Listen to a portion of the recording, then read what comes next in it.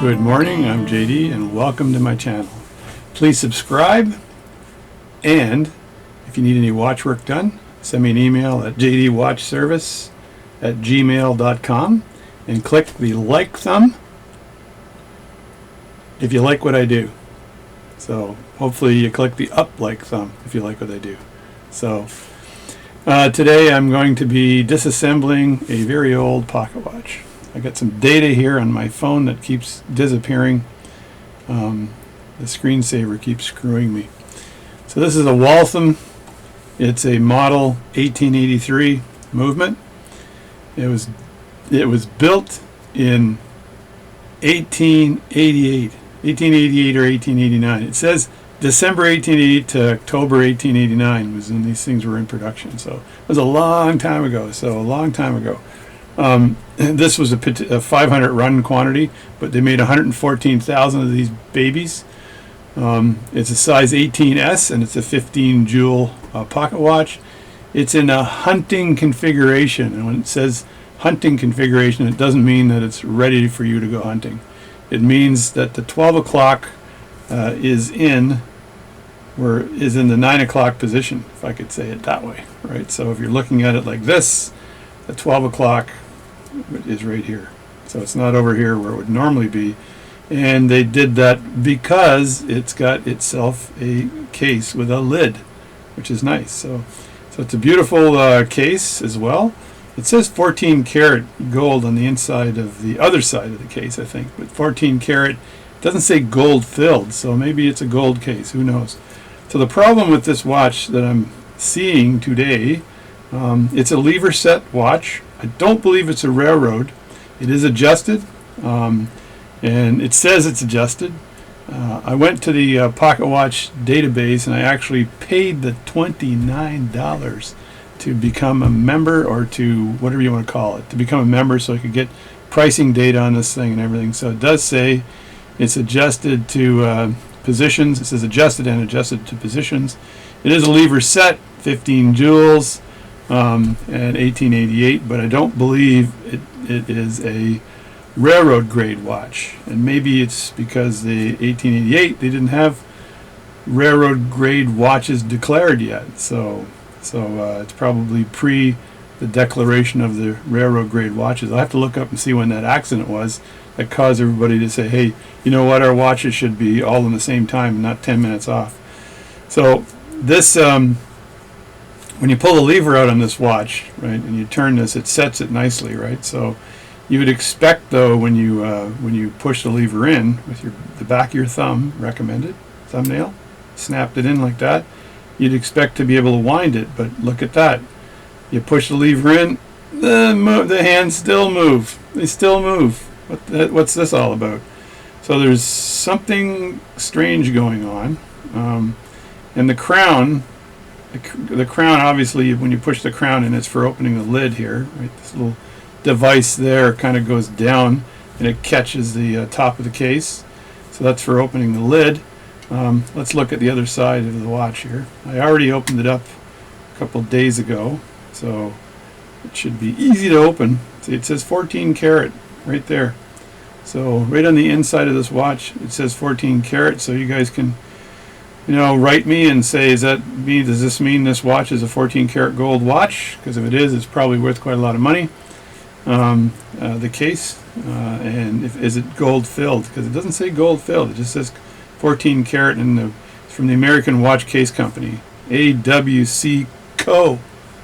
It's got a dust cover on it, which is always nice.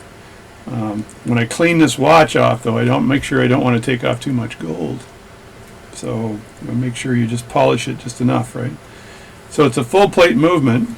The good news is, for me, is that the balance seems to be there and working. So it may be missing an impulse jewel. Again, I think it's a winding mechanism issue here, so I've got to investigate that. So first thing I'm going to do is strip this watch down. I think it might have something to do with the works that are the works or the winding mechanisms that are on the front underneath the face. So I'll have a look at that and strip this baby down and and see what I can do. So it probably also needs cleaning. I looked in the back and I saw a lot of marks from watchmakers. I think there were four cleanings, and the watchmakers would typically put catalog or record numbers on there. They wouldn't put the date usually. They'd put a number saying their own catalog number that they've logged, that they've actually cleaned that watch. So it's actually 10 o'clock in the morning, and what I need to do before I do any of this is a watch check. I've been told you should do, first, before I do the watch check, I just want to tell you, I put a brand new mat down for this watch. Brand new. The old mat looked like crap. So I said, you know what? People have said, hey, your mat looks like crap. So instead of getting mat looks like crap comments, I put a brand new mat down, and that's great. So one more note before I do a watch check. Norm MacDonald passed away a couple days ago. Died of cancer. What an amazing comedian. This guy was phenomenal. Really loved his humor. Sarcastic as heck. Somebody said that he sounded like a drunk guy on a high wire, and everybody's waiting for him to fall, and he would land perfectly every time. So Norm was a great guy. Really funny guy. He was on Saturday Night Live. The Norm Show was actually really good, and you can go on YouTube and see many interviews with Norm on Letterman and other shows. So just watch Norm MacDonald. He wasn't afraid to say anything. He passed away. Very sad moment. He was 61 years old. His birthday was in October, and he had one child. He's married for many years. So his wife, I think, had to put up with him for all those years. Same as my wife, by the way. But anyway, so that's that. And now I'm going to do a little bit of a watch check. So today I'm wearing my Flieger Type B Hamilton. I did a video on this. This is a Hamilton khaki Flieger Type B. It's funny, when I first saw the word khaki, I was thinking, is it called kakai? Like kakai? It's Khaki. Like, what the hell is that? So Hamilton khaki Type B.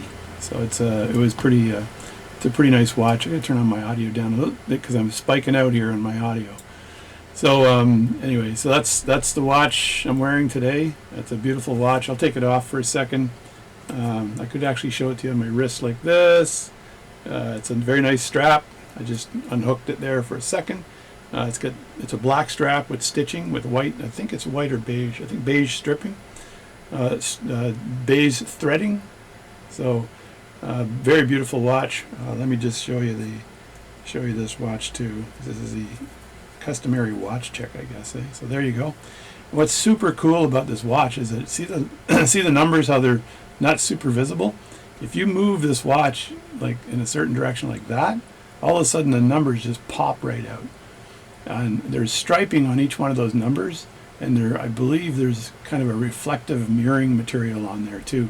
So if you just move it a certain way and those are reflecting a dark area, the numbers almost completely disappear. But when you move it the right way, the numbers just pop right out. So that's pretty cool. So that's the watch check. I'm getting all choked up over my watch. So, and again, I'm wearing an NYPD hat today because I respect the police.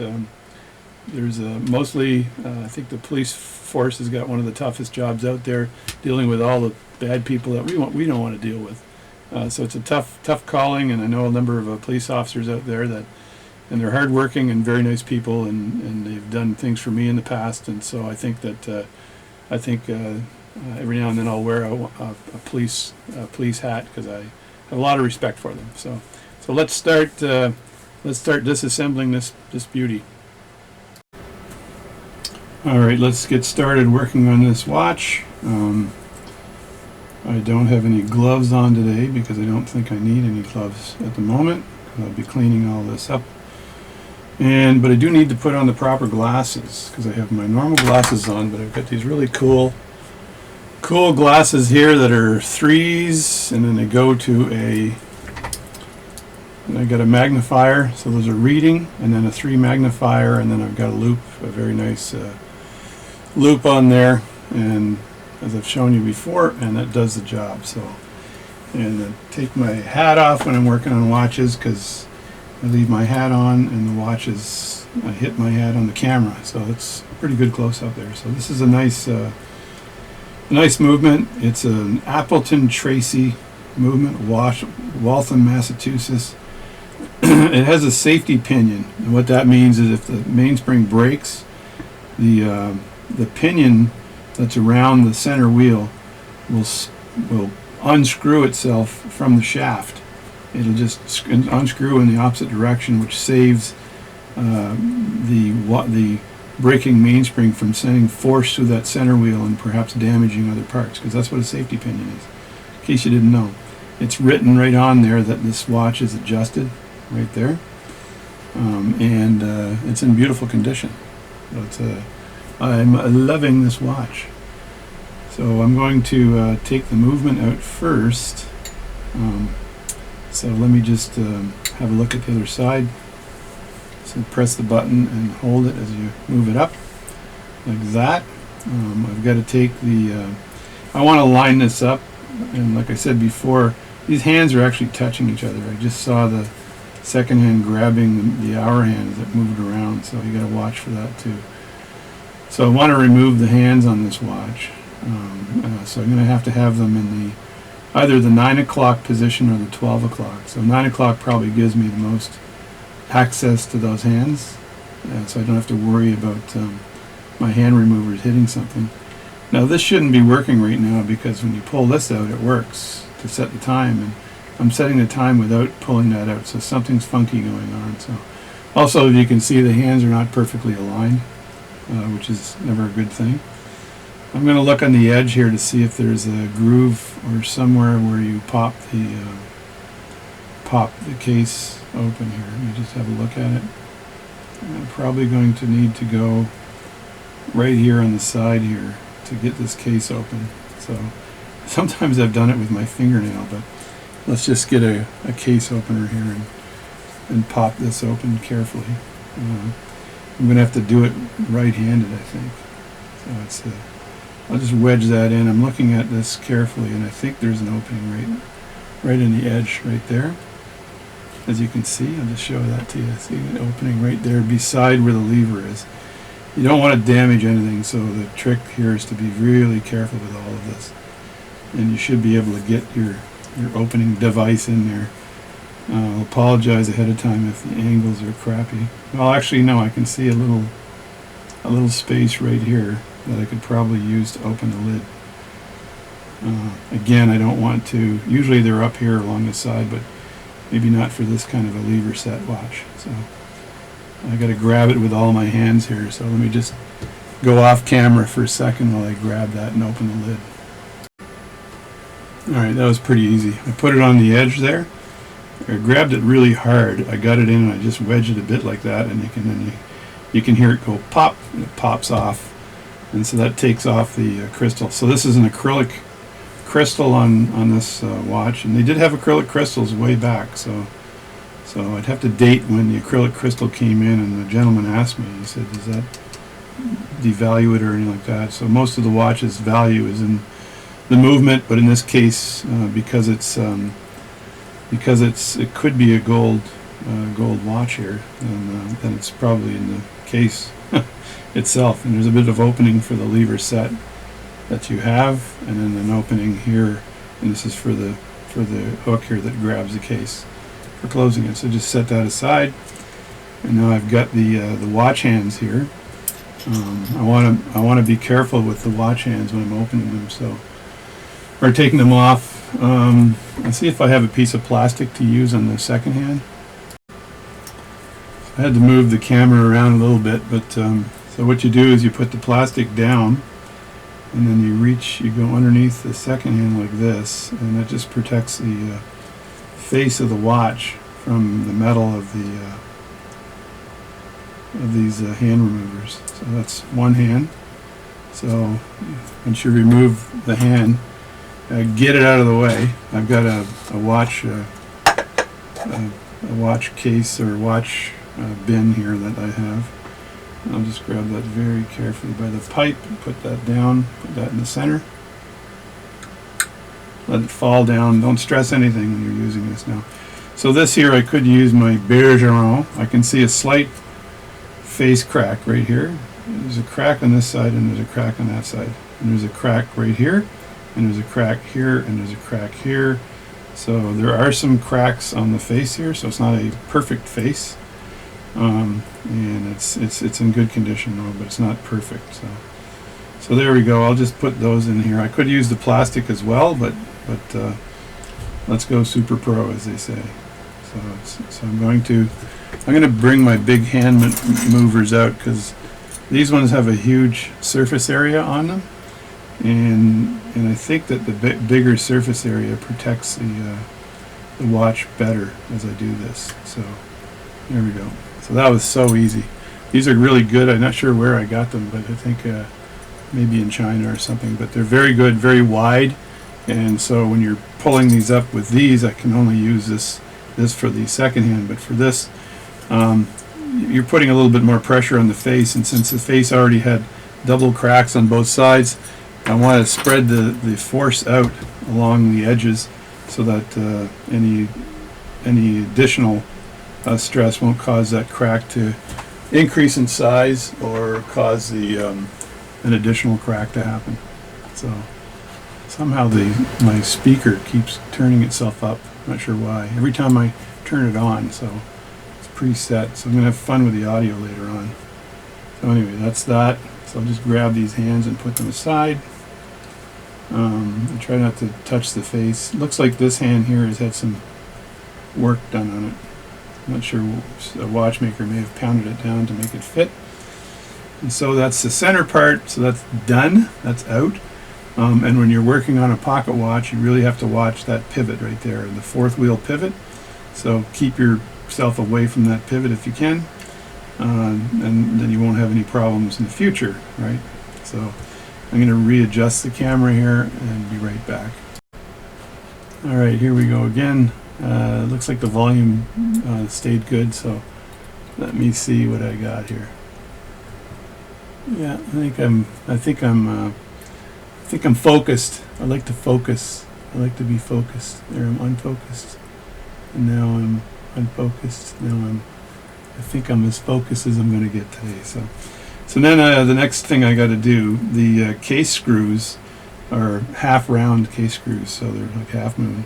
So all you do for the case screws is move them out of the way. So, and you can take the watch out. Now, I will unscrew these case screws, so I don't have to worry about them catching as the watch comes out.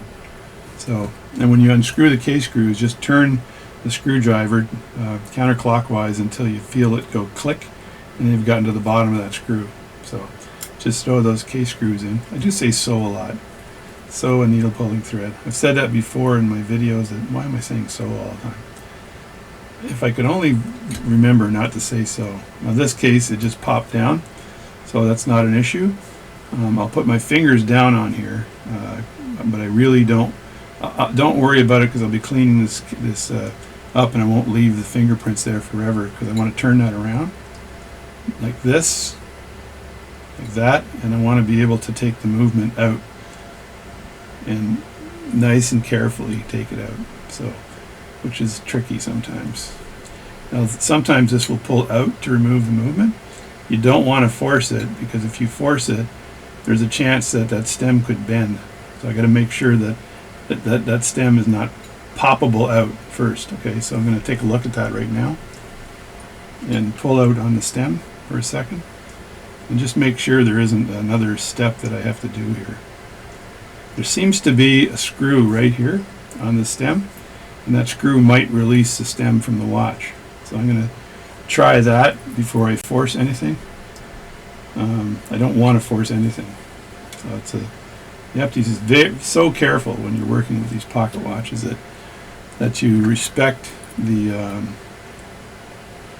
You got to respect how they're put together, right? So I know that the screw probably has something to do with the crown. So let me just turn this like that and see if this has anything to do with the crown. Maybe. I'll turn that again. Hopefully you're seeing this. And look at that. So the screw actually holds that crown in place. There's the crown there. That's funny, I've never seen that before, but if you look at the positioning of that crown, let's just move this over a bit, the positioning of the crown there, that screw would go right into that groove, holding that crown in place, so you can't pull that out. So I pulled it a little bit, but I saw the screw and said, wait, that's not good. So this is a pretty high-end case. I'll put that crown aside as well, and that'll be oiled and such later. Let me turn this around again here. I want to just drop this now into my hands or onto a pad. Can I get a pad on there? Maybe. So let's see if I can get a nice soft pad on there. Alright, nothing but the best for this watch. Nothing but the best. So what I have here is a Bergeron, and it's a 5395 pad. It is gel filled. So I'm just going to place this pad over the watch like this, carefully, and then I'll just flip this watch around, and with any luck it's going to fall right out. And there we go. So that's now sitting on a, I think the pad probably cost more than the watch, so so there you go. So there's the case, beautiful case, 14 karat gold. I don't think it's gold filled, I think it's 14 karat gold. So I'll just melt this down and see what it looks like. I'll melt it down and turn it into a coin. So I apologize for the gentleman who owns this watch, and he knows who he is because he's watching this video later on. So I think he was surprised that I actually make these videos, which is kind of cool. So there we go. The next thing I'm going to do is remove the balance from this so I can get it out of the way and not worry about stuff. So I've got the face to take off, but I really want to get rid of this balance. So I've got my my number 58 holder. So in this case here, I'm not going to hold this very tight because when I put it in this holder, just a few things I've got to do. I've got to make sure that the lever from the lever set is not in this area of the holder, because that could crush it or do something wrong with it. And the other thing is this has a dust cover around the edge, which means it's a pretty high grade movement. And I want to make sure that I take this balance off and put it somewhere where it's going to be safe. So I'm going to turn this around. Let's move this in a bit. I think I'm holding it in the wrong hand to do this, but turn this around. I'm going to loosen it like that and just set it down nice and softly. Like this. I normally take the face off, but I'm not putting any pressure on this at all. Even when I unscrew the balance, I'm going to be holding it from the bottom here a bit so that any pressure from me pushing down on the screw is taken up by my hands and not the movement holder. So there we go. So there's that screw, and it's pretty. It's not that deep a screw. Well, it's loose right now. So can I grab that, or does it need some more turning? It needs some more turning, folks. Good enough. There we go. I'm going to put that aside, and now I've got to take out the balance. It shouldn't be much work to loosen that balance. It might just come off itself right now. There we go. So that balance is loose, and that comes straight up. I do need to go grab a balance cock, so just stand by. So most of my balance cocks are busy with other watches, so I'm going to use my dunker tank. So this is the tank I use to dunk the balance in, and I use lighter fluid to clean the balance. It doesn't impact the impulse jewel. I've got a couple of wheels here, we'll call them, that'll raise this up, so when I put the balance down on the balance cock, I can raise that up to take stress off the hairspring. So it's a pretty cool little device that I came up with and built. I'm going to make sure these are level or even for now, and then when I spin them up, I took a piece of faux leather, and this is matched with cardboard on the side. I got a phone call right now. Staying on. Alrighty then, I had a little bit of a side meeting going on, so let's get on with this pocket watch work. And this is, as I said before, the movement's just resting on there, so I got to be very careful here. This comes straight up like that, and put this on the Dunko meter. So move this out just a bit. And I gotta find the hole. The dunkometer.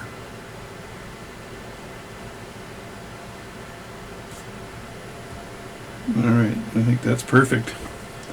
So as you can see, there's absolutely no stress on that hairspring now. I'm going to move that out of the way. This thing has got plenty of girth on it, so it's heavy. I'm likely going to just put a glass over that later on. So I'm going to just take this watch out of this movement holder for a second. So now it's out. It's very safe. Take off the dust lid off it. Make sure I'm focused here, because I hate when I'm not focused. I think that's fairly focused, but and to take off the dust lid, which you should do, you just have to find a crack or make a crack. I'm just going to be very careful with it. There's the crack right there, and that should just slide right off. There we go. So that slid off. I'll just move this aside here for a second. And now I've got access to the inner workings of this watch. So there you go. This little button here removes the stress from the hairspring. Basically, you push that over, and it, like that, there was none at all, obviously. Not the hairspring, the mainspring. So you click that, and then the barrel releases, right? So that's how that works. But let's get the face off, so it's not in any danger of being damaged. So I can see the little screws here for the face. I got to get deep and dirty in here. So I'm going to move this a little closer so you guys can see what I'm up to. Just a little bit closer, and then I'll focus again. I have a manual focus camera, which I find is very good. The automatic focus cameras come in and out, and I've got 4 of them, and none of them work properly. So the manual focus is nice. So there's the screw right there that I've got to take out. I must remove the screw. So there's three of these screws usually.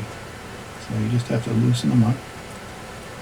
And I leave them, I usually put them back in. That way I won't lose them, because they're easy to lose. So there's another one right next to the winding mechanism. And you got to make sure you have the right screwdriver when you're doing this, because the wrong screwdriver, you'll strip the screw. So I'm trying to make sure I'm actually in the right position so the camera catches it too. Right? And another one. So you get 3 of these. I did make a video on how to put back the dial feet, because all you're doing is loosening the screw from the dial feet. So there you go. And hopefully I've got them out enough that the face just comes off.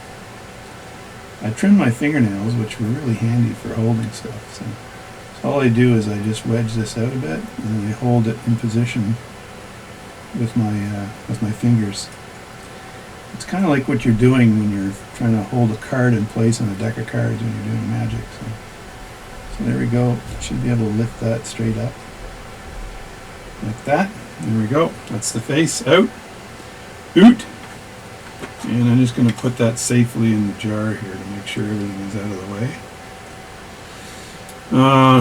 And I'll just take the movement out later and put that. I want to put the face over the ring, but not on the ring. I don't want the ring on the face because it could scratch the face. So I remember getting crap from somebody a while back when I did that, and it's not really going to scratch the face. But see, I've got it like this, configured like that on the bin.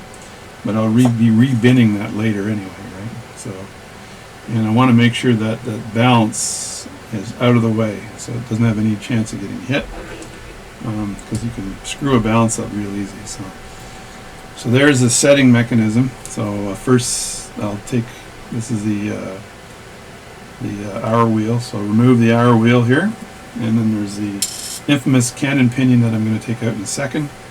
But I wanted to have a quick look at this lever to see what's going on here, because what's happening is that this is not flying back. So when this flies back, just get in good camera view here. Yes, right about there and over a bit. There we go. So I pull the lever out, right, and that pushes this mechanism here, this wheel here, towards this wheel here, which will set the time. right? So it's an intermediate wheel here down the small one. But then when I push it back, this should spring back in place to go this way, right? So that this whole thing rotates, and basically I'm going to get a piece of pegwood so I don't scratch anything. This should just rotate back in to meet up with this gear here, which will wind the watch, right? Now if I look at this watch, if I'm able to just manually move this thing back, I'm not sure whether I can, then I could see what the problem is. There's a spring right in here, and that spring, the intent of that spring is to be underneath this gear here, right? So this spring actually pushes that gear up and to match up or meet up with this with the minute wheel. So that's how that whole thing, that whole routine works, right? But it doesn't seem to want to move. Doesn't seem to want to move in place. There's another spring here too that's basically the click spring for here. These old watches they got personality, like I said, so it's very possible that I got to take all this apart in order to inspect it and see what the heck's going on. So the first thing I want to do though is I want to remove the cannon pinion. I'm going to rest the watch on my pad here because it's very safe on this pad and not on the movement holder for now, because there's right here, as you can see, there's no second-hand pipes coming through. The second-hand pipe is right here, so I got to stay away from that right there, because if that breaks, you're screwed. So you can usually lift this up with tweezers, or I can use my cannon pinion remover. But the old watches like this, you just pull them up with the tweezers like I did, because there's plenty of grip. There's a little, it's sort of opened up, so you're allowed to, or it allows you to pull it straight up. And that's the center wheel right there. It doesn't seem like there's anything holding the minute wheel on, except for this plate here maybe. So I'm just curious why this isn't spinning back. What's going on here? Might be a broken tooth. It could be anything, but it should go back. There should be like a spring in there as well to make that go back. So, but I can strip the watch down, get rid of all this stuff here, and still test this part of the mechanism, and it allows me to get on the other side of it too, to have a look at what's going on. So I want to make sure that I'm protecting that second hand though. Where is it? There it is there. Right there. Stay away from that. So now I can flip this around. Like so. Look where the second hand is when you put it in the movement holder. And look where this is as well, so you don't get that in the way. That's why it's not setting or not winding. So it'd be nice to know if the mainspring is good, but I can check that out later when I clean it. So if I turn that around like this, put that in the movement holder and tuck it in, the fourth wheel where the second hand is on that side. I'm also going to look at the plates and look at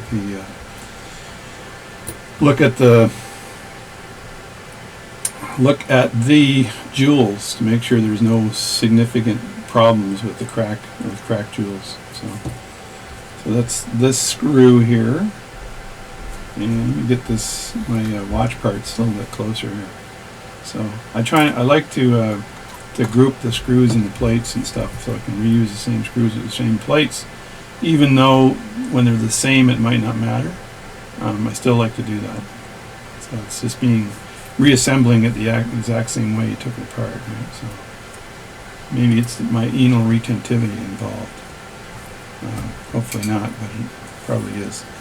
And whenever you're removing a part off the face of the watch, you want to go somewhere where it can't be visible in case you leave a little tiny scratch. Like this is where the balance cock goes.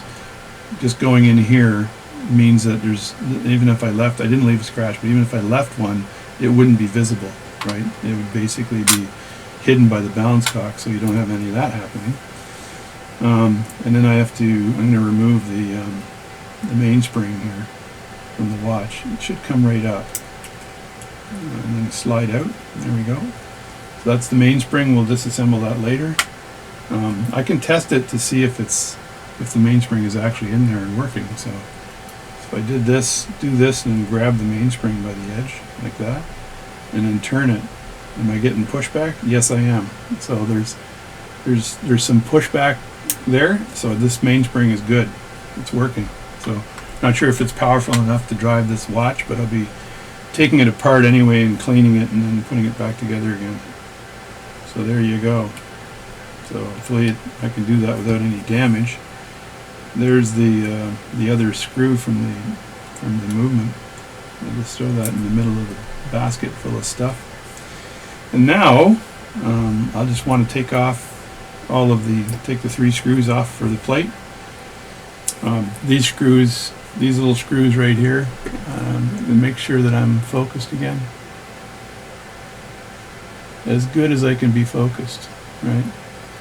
It's not too bad. Okay, right around there. Yeah, these 2 screws here are for adjusting the banking pins. So if you don't have any issue with the watch, don't play with the banking pins. So there's no need to do that. Let me tighten this Myers number 58 movement holder up to grab this baby. So, like I said, I got the pipe for the actual pivot for the 4th wheel that the second hand is on. I got that safe on the outside, so I don't have to worry about that.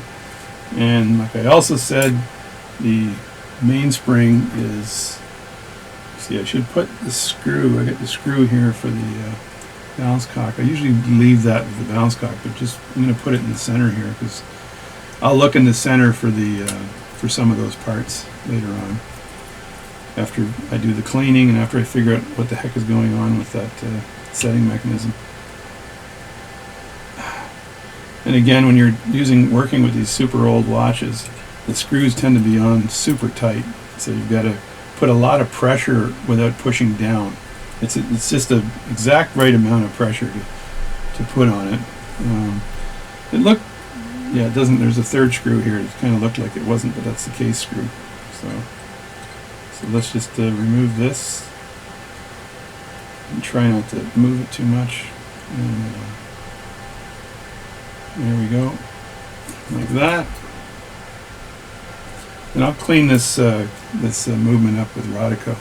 So to pop this up from there's little pillars that hold this, and you just have to go underneath and find an edge like that, and then you can pull it straight up. And if I look down on the side here, I've taken the escapement out as well. So you go straight up so you don't ruin any pivots on it. Right, I'll put that away, and then this is the pallet fork here. It's this kind of pallet fork. The mouth of that pallet fork goes right into the mouth on the top of this watch. So there's the pallet fork. I want to put that away too, nice and safe. So now there's nothing there. So there's a little opening here. That's where the pallet fork goes in. So I'll have to check the condition of all these jewels as well as I clean them up, make sure they're not cracked. And they don't have to be replaced. That's the tricky part. If I have to replace a jewel, it's a whole other job. I'm hoping I don't have to do it. I'm going to throw this plate on top of the other plate, so it's safe. Let me see, where will I put that? I'll put it down after. So I want to take some of these parts out, but before I do that, I'll take a quick picture of the watch and to make sure I've got everything in. A photo of the movement as it goes back together. Not that I really need it, but I'm going to do it anyway. So there you go. All right, and when you remove the wheels from the watch, don't grab them from the side like that. Grab them from the pivot on the top or the shaft if you can, and grab the highest one first is the best principle. And then you put it in, drop it in the next one, and drop that down, and then the center wheel. And drop that down, and then don't put them near don't put these wheels near the escapement, because the escapement with the feet on the escapement or the pallet fork is pretty touchy, right? So you don't want those things near that. So there we go. So that's all off now. I'm going to look again at the other side of this watch to see if I can figure out why this thing is not turning. So there's a spring right there that's supposed to have enough oomph. So if this, oh look, it moved. So this actually did move into place. So there's something that caused that to move into place. So I'm not sure what it is, but I'll look. Maybe it was something that when I detached it, it snapped back in. So there it is there, so that's that. And then when I push this back, the wheel goes back. So I think I've moved something that makes it work. So that's all good, man. All good. Now when I do the work on these watches, I'm very reluctant to actually remove the springs here, because I know that that you can break a spring on a very old watch and never find another one, or have to buy another movement to do this. So I will sometimes I'll replace, or I'll clean this in situ right in place and not do that. In this case, I can take out, like unscrew this and then take all this out without a problem, I think. Let me just check this out here, because I'd like to clean all that. So I'm going to, but it seems to be working nicely. There is a return spring. When I looked on the other side here, if I look at this, there's a return spring right there. So that's the return spring. So when I pull that out, if you look at the way it works, I pull this like this, and you can see that spring there, and it's pushing out, and then that spring pushes it back. So that's a return spring for that. So I should oil that as well, and I can probably clean that too. So I need to take some more pictures of stuff, the way they go in and out, I'm telling you, in and out. And there's the, so that's pretty much taken apart. I think I might stop here. I can take out the minute wheel as well. It should lift straight up. When this is back, I should be able to lift the minute wheel straight up. I just want to make sure that I don't compromise the teeth on the minute wheel. There we go. So that's the minute wheel. I want to put that, I think I'll put that where the cannon pinion and stuff is. Not the cannon pinion, but the center wheel. So that's that part there. There's another spring here that I'd be worried about, right? Because I know that this is the pushback spring for here. So I may clean this in situ and leave it the way it is. Because I know if I clean it and oil it, it'll be fine. I just don't want to play with this, because it works very well. This pushes this up here, engages it here, there, no problem at all. So whatever that problem was, it might be resolvable. Let me have a look at this though. Okay. This is a very, the problem with this too is that you can, that was not too bad. I wanted to test to see how difficult it was to take that screw out. Because if it was super hard, then I wouldn't do it. And I'm going to put that all on the right side of the plate.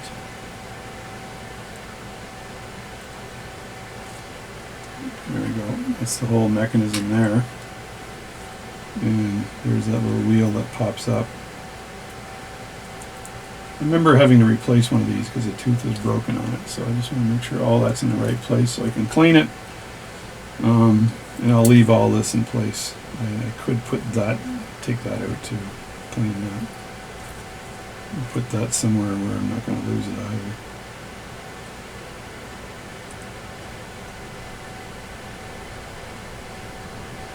Well, that's on too tight. I'm not going to play with that. I don't want to mess with that. You can strip the head off of the screw too, which is never good. So it's not a good sign. So let me just this here screw and see if this, how tight this one is. Because if they're too tight, like I said, I will clean them in place in situ, as they say. This one's not too bad. But I'm not going to unscrew the springs. I'm leaving the springs where they are. Throw that in there, and then the plate because I can get this wheel out of there too. There's the wheel. There's this wheel, and make sure there isn't a different side to this wheel. It's pretty much the same on both sides. There's no beveling of the gear, so when I put it back, it's not going to go in a different way. And there's the spring for the lever, so I can just probably lift that out, lift the lever out.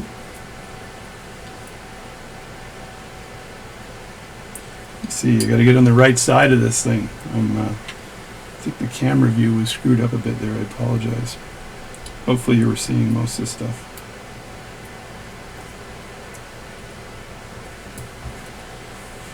So just stand that up, and then if I lift that out, I should be able to just lift it out of place. There we go. Lift that out, and I'm going to put that where all the other winding setting mechanism stuff was. In there, and there we go. It's pretty much done. I'm going to leave this in place here. That'll dry up and I can oil it. I might take it out before I clean it, I don't know.